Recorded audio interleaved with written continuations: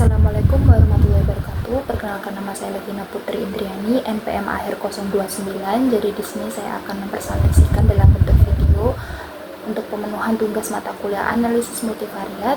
Jadi video ini mengenai olah data dengan aplikasi SPSS dengan judul Pengaruh Motivasi Akademik, Lingkungan Belajar Kampus, dan Persepsi Dukungan Karir terhadap Kesiapan Kerja Mahasiswa. Jadi saya telah mendapatkan 30 responden dengan 4 variabel, 3X dan 1Y, dan masing-masing variabel memiliki 5 indikator. Jadi setelah mendapatkan data mentah, dicopas, kemudian disalin ke aplikasi SPSS. Jadi setelah itu diganti setiap item atau setiap variabel ini diganti nama sesuai dengan data yang telah didapatkan. Kemudian yang pertama itu melakukan uji validitas. Jadi yang pertama tekan analyze, correlate, bivariate, kemudian X1 dengan total X1 masukkan, kemudian tekan OK. Di sini sudah ada hasil korelasi dari X1, lakukan lagi dengan cara yang sama X2, X3, dan Y1 seperti di video.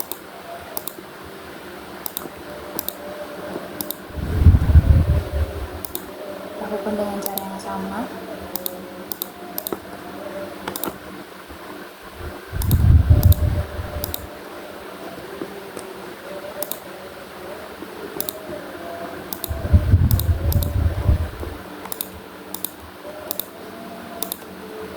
Dari sini sudah ada hasil korelasi dari X1, X2, X3, dan Y1.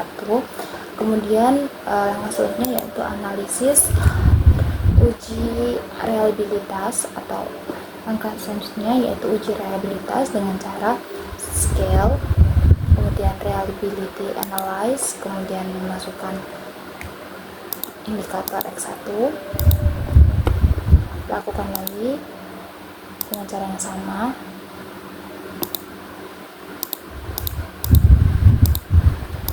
Indikator X2, lakukan lagi dengan cara yang sama.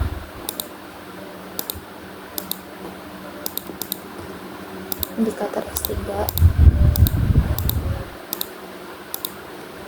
lakukan lagi dengan cara yang sama. Indikator Y1.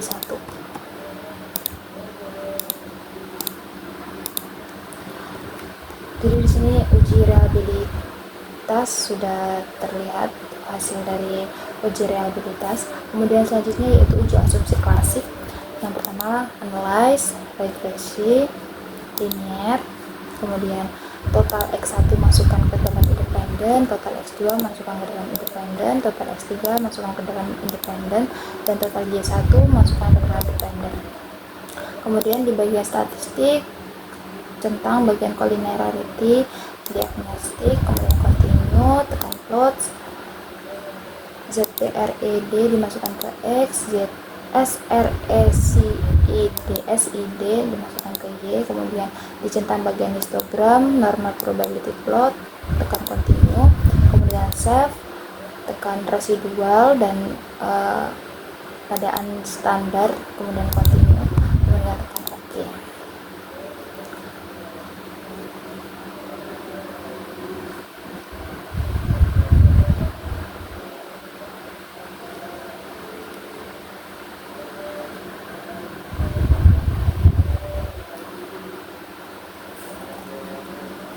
Jadi di sini sudah muncul regresi, model summary, ANOVA, koefisien, residual, histogram, dan sebagainya. Kemudian kita tekan analyze, kita tekanan parametrik tes, regresi dialog, kemudian satu sampel KS, kemudian kita masukkan residual, kan standar residual, kita masukkan ke tes variable list, kemudian tekan OK. Di sini hasilnya. Jadi setelah ini saya akan menjelaskan mengenai hasil dari olah data yang saya lakukan. Jadi untuk interpretasi dari uji validitas X1, X2, X3, dan Y1 di masing-masing indikator dinyatakan valid karena lebih dari 0,03. Berdasarkan output uji validitas, semua butir instrumen memiliki nilai korek atau item total correlation di atas 0,03. Kemudian untuk uji reliabilitas, di sini terdapat Cronbach's alpha 0,786, ini X1. Nilai dilihat dari Cronbach's alpha untuk melihat apakah reliabilitas apa tidak. Jadi untuk X1 dinyatakan reliable karena nilai lebih dari 0,6. X2 begitu juga dengan nilai 0,744.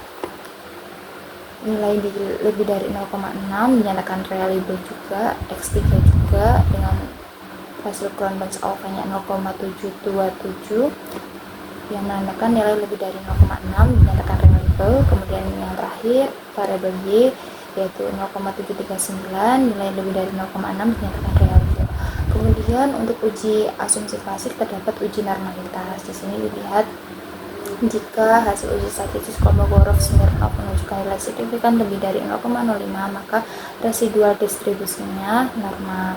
Jika hasil uji statistik Kolmogorov-Smirnov menunjukkan nilai signifikan kurang dari 0,05, maka residu terdistribusi secara normal.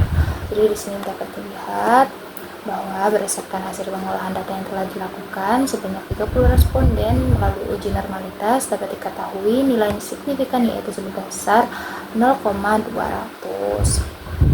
Maka dapat disimpulkan bahwa data tersebut normal.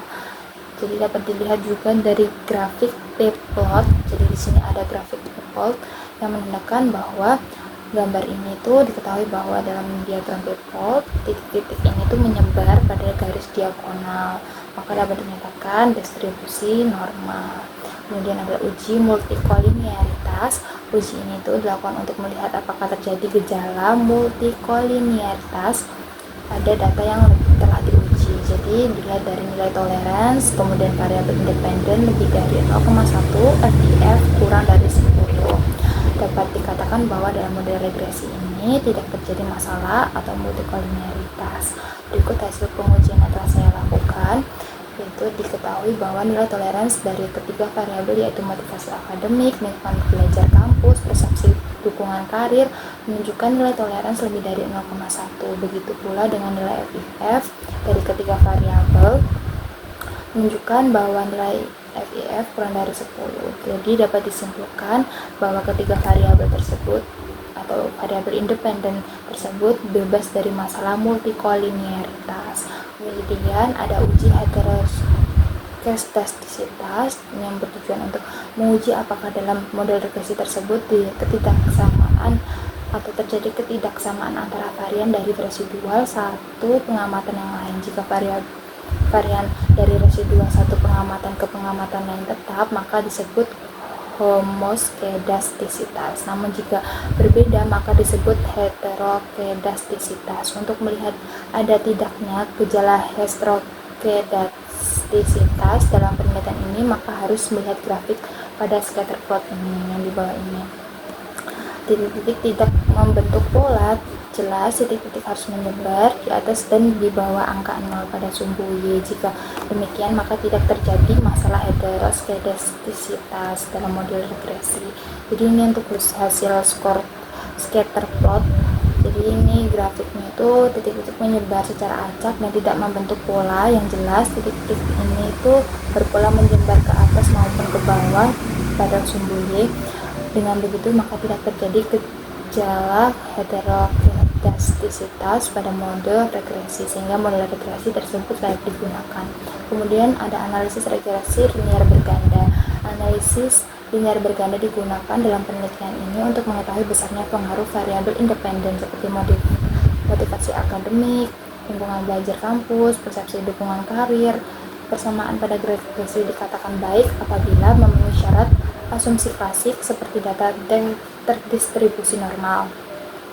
Mode harus terbebas dari multikolinearitas dan terbebas dari heteroskedastisitas. Hasil dalam penelitian ini dapat digunakan untuk regresi linear berganda telah didapatkan dari analisis sebelumnya yang telah saya lakukan dan membuktikan bahwa model persamaan yang diajukan dalam penelitian ini sudah dianggap baik. Hasil perhitungan analisis ini terdapat seperti ini dari tabel koefisien. Jadi pada hasil olah data tersebut hasil persamaan analisis linear berganda sehingga dapat diketahui persamaan regresinya itu Y sama dengan 3,427 ditambah 0,250 sebagai X1, 0,401 sebagai X2 terus ditambah 0,239 sebagai X3 plus E. E itu error atau variabel pengganggu sama dengan 0. Nah, dari nilai itu dapat dijelaskan nilai konstanta sebesar 3,427 yang menyatukan bahwa nilai konstanta bernilai positif dan menunjukkan bahwa ketiga variabel independen yaitu motivasi akademik, lingkungan belajar kampus, dan persepsi dukungan karir bernilai 0 atau tetap. Maka dapat dikatakan variabel dependen yaitu keputusan dependen yaitu kesiapan kerja mahasiswa sebesar 3,578.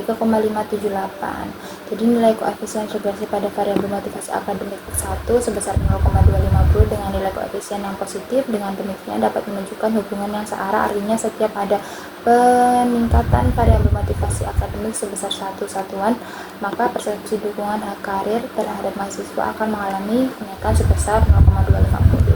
Kemudian nilai koefisien regresi pada variabel lingkungan belajar kampus X2 sebesar 0,401 dengan nilai koefisien yang positif. Dengan demikian dapat menunjukkan hubungan searah, artinya setiap ada peningkatan variabel lingkungan belajar kampus sebesar satu satuan, maka persepsi dukungan karir terhadap kesiapan kerja mahasiswa akan mengalami kenaikan sebesar 0,401.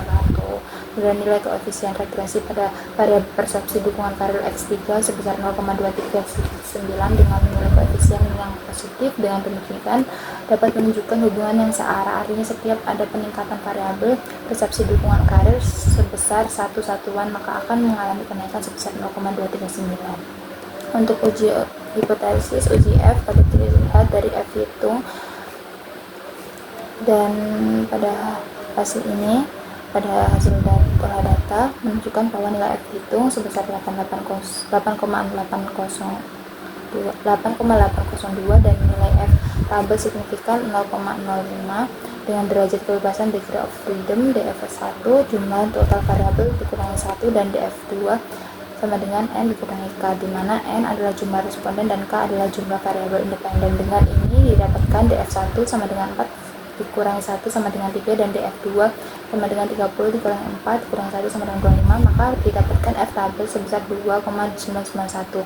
Berdasarkan hasil perhitungan, maka hasil yang diperoleh F hitung lebih dari F tabel, yaitu 2,991 lebih dari 8,803 dengan nilai signifikan kurang dari 0,05 yaitu 0,0000 kurang dari 0,0005, maka dapat disimpulkan di mana H0 ditolak dan H1 diterima, artinya motivasi akademik, lingkungan belajar kampus, dan persepsi dukungan karir berpengaruh terhadap kesiapan kerja mahasiswa. Pada penelitian ini dilihat bahwa nilai F sebesar 8802 dengan nilai signifikan sebesar 0000, dengan demikian H1 diterima dan H0 ditolak. Karena nilai F hitung sebesar 8,802 lebih dari dengan nilai F tabel 2,991, dapat disimpulkan bahwa ketiga variabel independen motivasi akademik X1, lingkungan belajar kampus untuk S2, dan persepsi dukungan karir X3 berpengaruh secara simultan terhadap variabel dependen kesiapan kerja, yaitu variabel Y. Kemudian untuk uji T dapat dilihat dari sini. Uji T menguji signifikan hubungan antara variabel X dan Y. Apakah variabel X1, X2, dan X3 berpengaruh terhadap variabel Y. Nah, di sini dapat dilihat